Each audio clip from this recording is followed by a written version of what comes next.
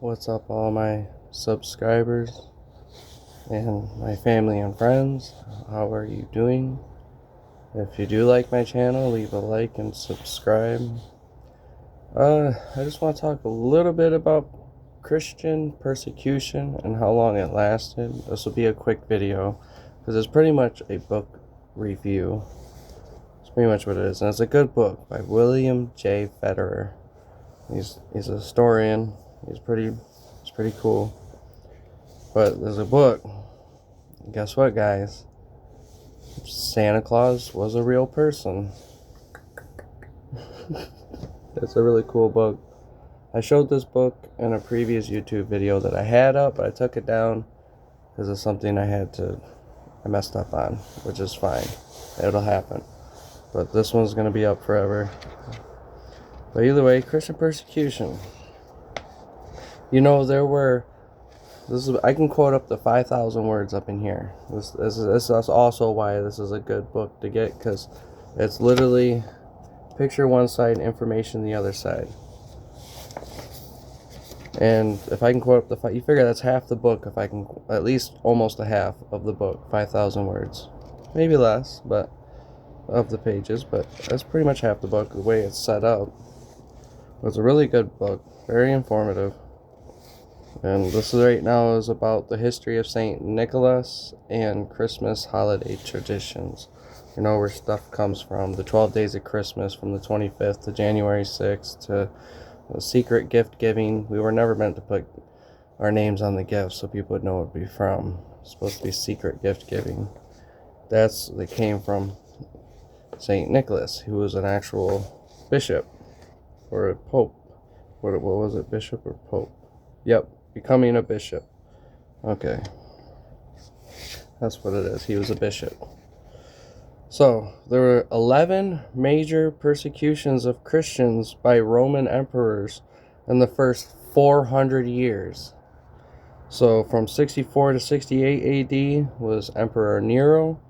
Then you had 89 to 96 AD, which is Domitian. I want to say that's how you say it, is Domitian. From 109 to 117 AD, you had the Trojan Emperor. That's another weird word. It's either Trojan or Trojan, like the condom. Yeah, just playing. I had to say it. It was there. It was there. I can't pass it up. It was funny. So don't make, just listen. And then from 161 to 180 AD, you had Marcus Aurelius. Then 193 to 211 AD, you had Septimus Severus. Those are two weird names too. Those are definitely, if you can read that, definitely a weird name. I can't say their names right. Then you got all the way up to 3. I'm just gonna skip ahead. Just skip right ahead and let you read it. All the way up to 63 AD. That's pretty cool. I'll read a little about it. So, but obviously it's going along his life, because he lived around this time up to that 300 AD point. Well, around that 3 AD point, my bad. So, during the life of Nicholas, persecution arose against the church from Emperor Diocletian and his co-regent Maximian. These two rulers of the East held a council at Nicomedia. There's another word you can look at, if you can read that. Nicomedia. In 302 AD, and resolved to suppress Christianity throughout the empire. On February 24th, 303, they demolished the cathedral of Nicomedia. It's such a weird name. Maybe it's Nicomedia. I should have looked that word up before I made the video, but fuck it. It is what it is. And then an edict was issued to tear down the churches to the foundations and to destroy the sacred scriptures by fire, and commanding also that those who were in honorable stations should be degraded if they persevered in their adherence to Christianity. And that was Eusebius It gives you the volume and chapter, which is pretty cool. That's what I like about this book. It's very informative. You know, 3 further edicts between 303 and 304. There were other edicts enforced, you know, that the first ordering that the bishops, presbyters, and deacons should be in prison. Second, that they should be tortured and compelled by every means to sacrifice. The third, including the laity as well as the clergy. Atrocious, that's another, atrocious cruelty with which these edicts were enforced. The vast numbers of those who suffered for the faith are attested by the historian that's the guy again that I just showed you, Eusebius, and the Acts of the Martyrs. An order was sent throughout the Roman Empire that Christians must renounce Christ and worship idols. Those who did not submit to this order were compelled to it by confinement in prison and severe torture, and finally given over to execution. And then that's when you run into later Constantine and stuff. It starts going down. You know, it gives you a couple more things that happen. All the way down to, it came down to Constantine after the Emperor Galerius died. The leadership of Rome fell into dispute.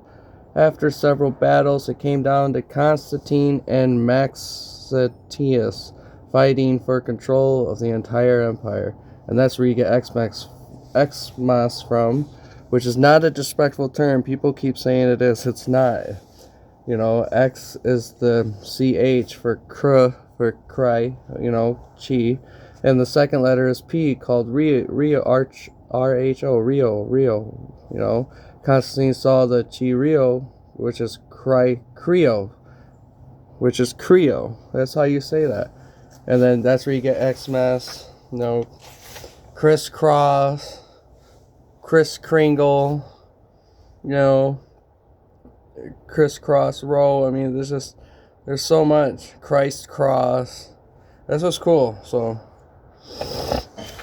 but it goes on to that. So during the war, because he was fighting Maxentius, however you say that. If you see, sorry, that's my neighbor. He's working on his car. You know, he saw this sign, the X and the P and the sign, and he won the war after seeing that sign. He thought it was a sign from this God, this Christian God, gave him the sign, and he converted over to Christianity. So there was a lot of years of Christians under oppression, you know, and being persecuted, and we finally broke 3. Now the sad part is obviously when the church came into power, you had people who were just human beings. They weren't real Christians. You know, they were Catholic or some other denomination, and they did really bad things later on. From, I would say it was like 597 AD. That is when it was Pope Gregory. I want to say this is the 3rd. I could be wrong, but look it up. Pope Gregory wrote a letter to somebody in 597 declaring this to rededicate everything unto God. That's why you see different Christian traditions, because they hold on to their historical background, their customs, but they just rededicated it onto God. But you can look that up if you want later. So you didn't get different influence into Christianity until 600 AD. That's when Christianity started using different things and whatnot, and they became very corrupt, and they forced people over to their religion, you know, and it was part to do with the Romans in power, you know, and then now you're putting the church in power, you know. So God's law is supposed to be in power, not the church itself, because God's law is supposed to be instilled into our hearts, so we don't have to have such as a system as the Roman Empire and stuff.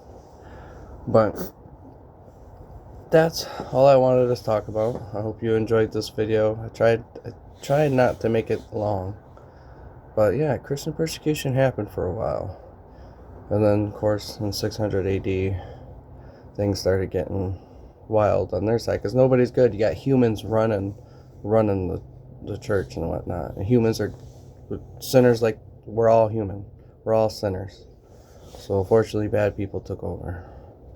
And that's what sucks. And then for a while they were bad. So I hope people do their studies and stuff, because Christians ain't perfect, because we're just human like everybody else. But in the very beginning, for 400 years though, we were being persecuted. And there's even I'll talk about Christ's birth later, because I even wrote down the Hebrew calendar and all the Hebrew words and letters and stuff like that, and I studied that aspect, and I studied different sources, like Rob Skiba and Michael